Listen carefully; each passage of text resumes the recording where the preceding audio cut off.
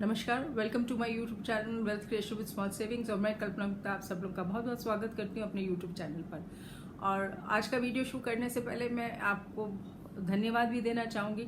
मेरा पिछला episode financial planning episode 1 पर आप लोग ने बहुत सारे लाइक्स दिए हैं और बहुत अच्छे अच्छे कमेंट्स दिए हैं, तो thank you so much for motivating me. और मैं प्रॉमिस करती हूँ कि मैं बहुत अच्छे अच्छे टॉपिक्स पर आपके लिए एक से एक बेहतरीन वीडियो लेके आऊँगी। तो चलिए आज का एपिसोड शुरू करते हैं, फाइनेंशियल प्लानिंग एपिसोड 2।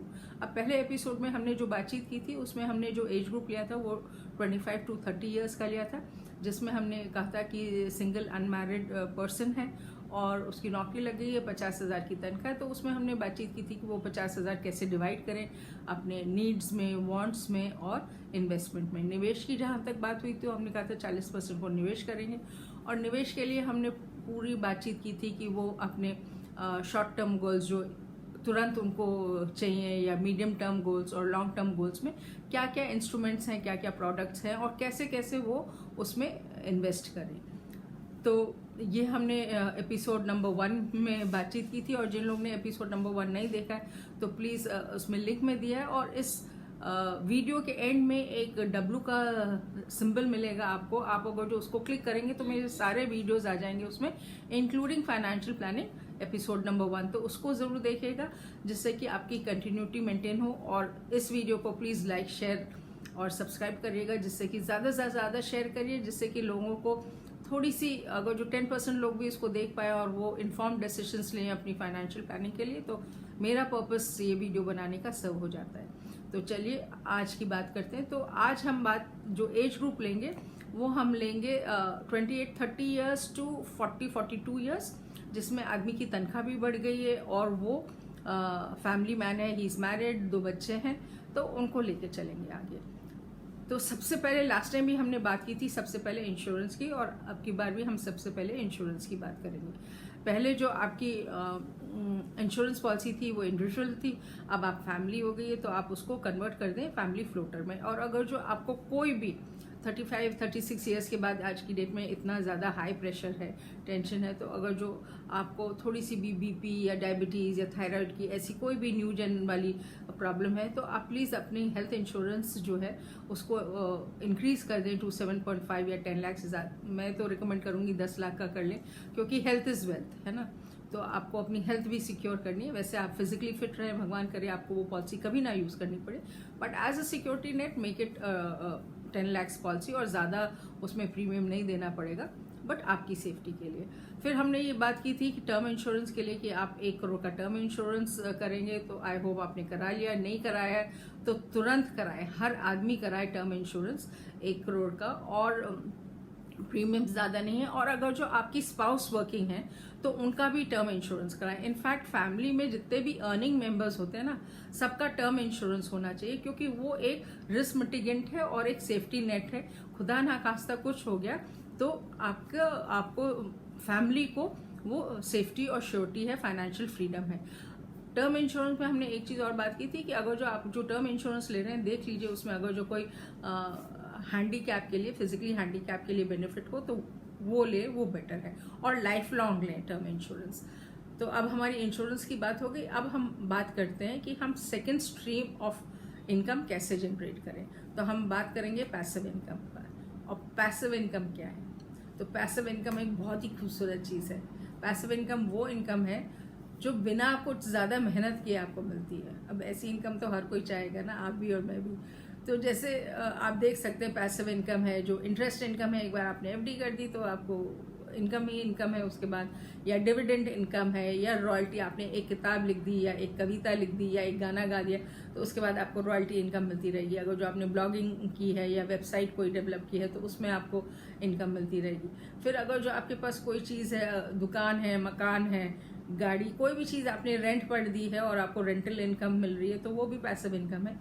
और कैपिटल गेन्स, अगर जो आपने कोई चीज़ 10 रुपये में खरीदी है और उसके बाद 5 या 10 साल बाद अब उसको 50 रुपये में बेच देते हैं, तो ये 40 रुपये जो आपको मिले हैं ये बिना कुछ के मिले हैं, तो ये भी पैसिव इनकम है। तो capital gain income is also passive income. तो चलिए अब हम बातचीत करते हैं कि हम अपने पोर्टफोलियो में कैसे अपनी पैसिव इनकम इंक्रीज करें। तो सबसे पहले इंटरेस्ट इनकम की बात करेंगे।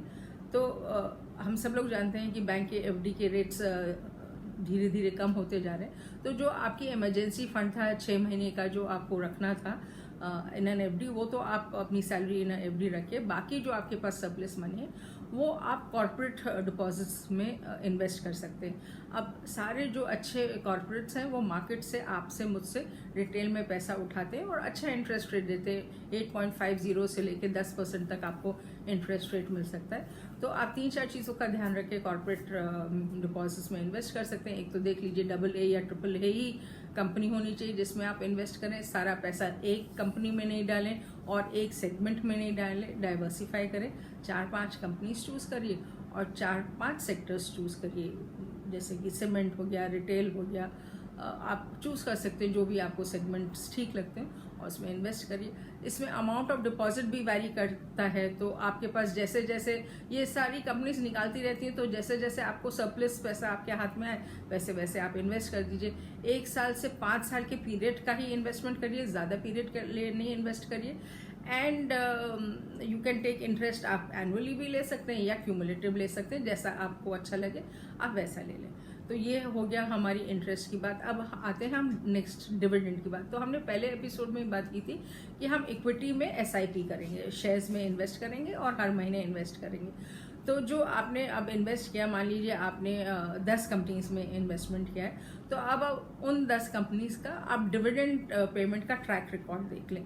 और जिन कंपनीज का ट्रैक रिकॉर्ड बेटर है, जो अच्छा डिविडेंड दे रहे हैं, 25%, 30% या उससे ज़्यादा डिविडेंड दे रहे हैं, तो उन कंपनीज में आप ज़्यादा निवेश करिए जिससे आपकी डिविडेंड इनकम बढ़ती रहे। ऐसा नहीं है कि बाकी में नहीं करिए, उसमें भी करिए, बट इनमें थोड़ा ज़्यादा करिए तो आपको एक रेगुलरली एनुअली डिविडेंड की इनकम होती रही। अच्छा, एक चीज़ और बताना चाहूँगी कि बहुत सारी गवर्नमेंट अंडरटेकिंग्स हैं, गवर्नमेंट की कंपनीज हैं, पब्लिक सेक्टर कंपनीज हैं, जिनकी वैल्यूएशन बहुत कम है। वो शायद आपको 100 रुपये या 200 रुपये के अंदर मिल जाएंगे और उनका डिविडेंड पे आउट बहुत हाई होता है, 100%, 150, उससे ज़्यादा भी होता है। तो एक निगाह आप उन कंपनीज पर भी देख सकते हैं और उनके भी शेयर्स खरीद के आप अपने पोर्टफोलियो में रख सकते हैं, जिससे कि आपकी लॉन्ग टर्म में डिविडेंड इनकम आती रहे और you get regular return on it.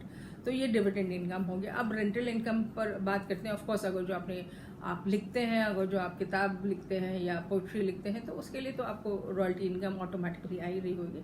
अब रेंटल इनकम की अगर जो बात करें, तो ये हमने लास्ट टाइम भी बात की थी कि आपको एक मार्जिन मनी के लिए इन्वेस्ट करना चाहिए, क्रिएट करना चाहिए एक कॉर्पस मार्जिन मनी के लिए। तो by the age of 33 to 35 में आपको एक फ्लैट खरीद लेना चाहिए। अगर जो आप अभी तक किराए के मकान में रह रहे हैं तो आप अपने रहने के लिए फ्लैट खरीद के, और अगर जो आपको कंपनी की तरफ से कोई लीज डीड या HRA मिल रहा है तो आप देख लीजिए कि जो भी आपके लिए बेनिफिशियल हो, लेकिन एक आप फ्लैट ज़रूर खरीद लीजिए, 2 bedroom या 3 bedroom for rental purposes.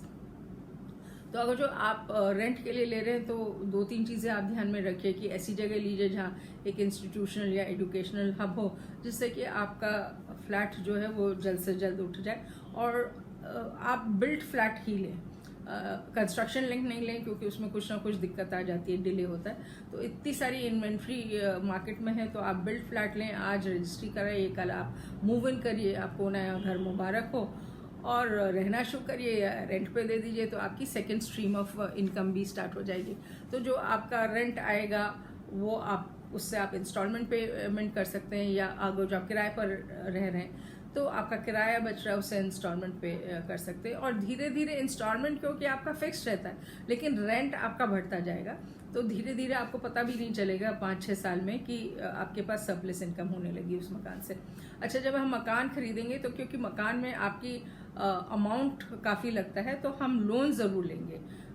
Flat के लिए लोन लेना ज़रूरी है। सारे लोन्स ख़राब नहीं होते। हाउसिंग लोन एक बहुत अच्छा लोन है। उसके 3 फ़ायदे हैं। एक तो आपकी लिक्विडिटी का क्रंच नहीं होता, कोई क्राइसिस नहीं होती, आपकी लिक्विडिटी मेंटेन होती है। दूसरी, इसमें इंटरेस्ट रेट बहुत कम है, 8.50 पर आपको आराम से इंटरेस्ट हाउसिंग लोन मिल जाएगा। और थर्ड, इसमें टैक्स बेनिफिट बहुत है, तो वर्चुअली आपका इंटरेस्ट रेट बहुत कम हो जाता है, आपको इनकम टैक्स बेनिफिट भी मिलता है। तो इसमें बहुत सारे बेनिफिट्स हैं। आई वुड रिकमेंड कि आप हाउसिंग लोन लेके ही आप मकान लें। तो अब रेंटल इनकम हो गई। अब हम कैपिटल गेन्स पर आते हैं। तो हमने लास्ट टाइम के एपिसोड में, उसको ज़रूर देखिएगा क्योंकि ये कंटिन्यूटी में है, तो उसमें हमने बात की थी कि आप सॉवरेन गोल्ड बॉन्ड्स खरीदेंगे। तो सॉवरेन गोल्ड बॉन्ड्स तब हमने बात की थी कि आप एक साल में 10 ग्राम गोल्ड खरीदेंगे, लेकिन अब मैं चाहूँगी क्योंकि तनख्वाह भी बढ़ गई है कि आप जो है वो उसको 2 ग्राम हर महीने कर दें, SIP करें और 20 ग्राम्स खरीदें। तो RBI की मैंने पहले भी बताया था कि अप्रैल में वो डिक्लेयर कर देते हैं कब कब विंडोज़ खुल रही हैं, तो अप्रैल और मई की तो ख़त्म हो गई, लेकिन जून जुलाई अगस्त सितंबर में ये विंडोज़ हैं। आप तब अपने SIPs कर सकते हैं, अपने बैंक से ही कह दीजिए वही आपके लिए खरीद लेंगे, डीमैट फॉर्म में है, आपको ब्याज भी मिलेगा और सॉवरेन गोल्ड बॉन्ड में कोई कैपिटल गेन टैक्स नहीं होता। तो 8 साल बाद जब आपको पैसा मिलेगा it is free of capital gains, तो इससे अच्छा इन्वेस्टमेंट नहीं हो सकता। एक मैं और आपको स्लाइड दिखा रही हूँ, देखिए 1980 में जो गोल्ड का दाम था 10 ग्राम गोल्ड 1330 रुपये में मिल जाता, आप बिलीव नहीं करेंगे, है ना। और आज 2020 में ये रेट जो है वो 46,000 हो गया। तो देखिए क्या रेट्स इंक्रीज हुए हैं। So gold is always a good investment, इतना एस्केलेशन नहीं हो लेकिन लॉस कोई नहीं होगा। तो invest in gold and be safe. तो अब ये हमने इन्वेस्टमेंट की बात कर ली और पैसिव इनकम की बात कर ली। अब हम आते हैं टैक्स प्लानिंग पर। तो मुझे एक बहुत पहले 2-3 महीने पहले एक व्हाट्सअप आया था टैक्स प्लानिंग का, और उन्होंने बहुत ही अच्छी तरह से टैक्स प्लानिंग की थी, तो वो मैंने सेव कर लिया था, वही आप लोगों को दिखा रही हूँ। मेरा नहीं है, इट इज़ कोई फॉरवर्ड था, नाम नहीं था, तो लेकिन मैं वो उसी को दे रही हूँ। नाम होता तो मैं नाम ज़रूर डिक्लेयर करती, बट उन्होंने 15 लाख की इनकम से कैलकुलेट किया। आप अपने हिसाब से कैलकुलेट कर लें, और ओल्ड टैक्स स्ट्रक्चर और नए टैक्स स्ट्रक्चर दोनों का क्या है। तो आप देखिए 15 लाख में जैसे उन्होंने किया है कि 15 लाख अगर जो आपकी इनकम है, क्योंकि नए टैक्स स्ट्रक्चर में तो कोई रिबेट नहीं है, खाली MPS की रिबेट है, और टैक्स स्ट्रक्चर में आपको स्टैंडर्ड डिडक्शन की रिबेट है। उसके बाद जो इन्होंने दिखाया वो एम्प्लॉयमेंट रिबेट है, तो कुछ स्टेट्स एम्प्लॉयमेंट का टैक्स लेती हैं और उसके बाद वो आप क्लेम कर सकते हैं उसमें, तो ये इन्होंने क्लेम किया हुआ। फिर 1.5 लाख का उन्होंने जो आप MPS और PPF, NSCs और mutual fund, tax saver mutual fund और टैक्स सेवर FDRs में करते हैं, उसमें 1.5 लाख तक की आपको छूट मिलती है, वो है। 50,000 ये जो है ये इंश्योरेंस का है, तो हेल्थ इंश्योरेंस की रिबेट मिलती है। इंडिविजुअल को 25,000 तक मिलती है, और इसमें 50,000 इसलिए लेकिन अगर जो आपके पेरेंट्स हैं और वो सीनियर सिटीजन हैं और आप उनका हेल्थ पॉलिसी लेते हैं, तो आप उसमें भी आप टैक्स बेनिफिट क्लेम कर सकते हैं। तो 25,000 अपनी और 25,000 आपके पेरेंट्स के लिए, तो उन्होंने मैक्सिमम 50,000 इसमें ले रखी है। आपकी जितनी है आप उसके हिसाब से इसमें डिडक्ट करें। और फिर 50,000 तो MPS का है, वो हमको पहले ही मालूम है, 80CCD में, ये दोनों में है। तो आपकी टोटल टैक्सेबल सैलरी हो गई 9.97 लाख, और नए टैक्स रेजिम में आपकी हो गई 14.50। अब दूसरी स्लाइड में आप देखिए कि यही जो टैक्स है ये आपका टैक्स आता है खाली 1,20,000, और ओल्ड रेजिम में, और नए वाले में आता है 2 लाख। तो ये डिफरेंस बहुत ज़्यादा है, 87,000 का डिफरेंस, सब्सटैंशियल डिफरेंस है। और अगर जो हम इंश्योरेंस का अमाउंट घटा भी दें तभी भी 75,000 का डिफरेंस तो रहता ही रहता है। तो आई फील कि अगर जो आपकी तनख्वाह 20 लाख तक है उस तक आपको ओल्ड जो टैक्स स्ट्रक्चर है जिसमें सेविंग कंपल्सरी है, आप सेविंग कर सकते हैं, वही बेटर है than the new one. But final decision आपका है। मैंने आपको दिखा दिए दोनों scenarios, and you can take an informed choice on that अपनी फाइनेंशियल पोजीशन देख के। तो चलिए आज का वीडियो खाली यहाँ तक। मैं उम्मीद करती हूँ कि आपको ये वीडियो पसंद आएगा और आपको you would have found some help, आप इससे कुछ हेल्प लेके अपनी फाइनेंशियल प्लानिंग बेटर कर पाएंगे। तो thank you for watching this video, keep watching, liking and subscribing to my video. आप वो W पर और बेल आइकन पर दोनों पर ज़रूर क्लिक करें पुराने वीडियोज़ के लिए और चैनल सब्सक्राइब करने के लिए। So happy investing, take care and see you soon with the next video.